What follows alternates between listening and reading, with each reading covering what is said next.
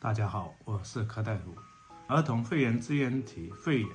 它的有一个特点就是这个咳嗽是干咳的、痉挛样的、剧烈的咳嗽，这是这个疾病的一个重要的特点。很多家长说我的孩子这么咳嗽，比较符合肺炎支原体肺炎的特点。有些孩子，大的孩子、小学生，如果孩子发烧反复、咳嗽又这样剧烈即使不查血，可能也不用听诊，甚至不查胸片，结合现在这个流行的情况，诊断这个肺炎支原体可能性也是很大的。所以说，儿童肺炎支原体肺炎的一个重要的特点就是干咳、剧烈咳嗽，这是这个疾病的一个重要的特征。所以说，有些家长说很咳，这个疾病就是很咳，他的恢复确实需要一个过程，甚至这种咳嗽会影响到孩子的进食，甚至会影响孩子的休息。那针对这种咳嗽怎么办？首先我们一定要从根源上治疗这个肺炎支原体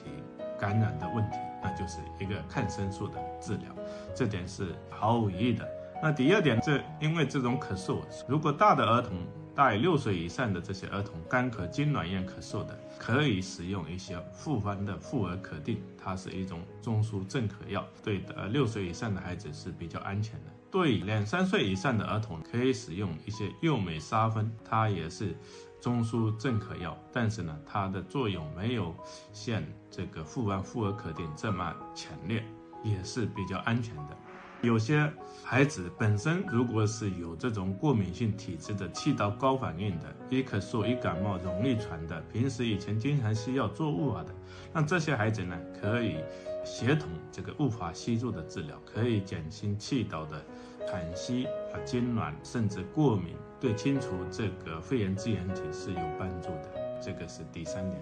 那第4点呢，有些孩子特别剧烈的咳嗽，也可以尝试使用这个分泌。当然，小儿1岁以下分泌是不能使用的。另外对有些孩子本身就是有哮喘或者气道高反应型的夜间咳嗽，可能比较厉害的，甚至有一些鼻塞的这些症状，可以考虑使用孟鲁司特钠这个药。因为这些复方的止咳药里面基本上含有这种抗过敏的药的成分，所以说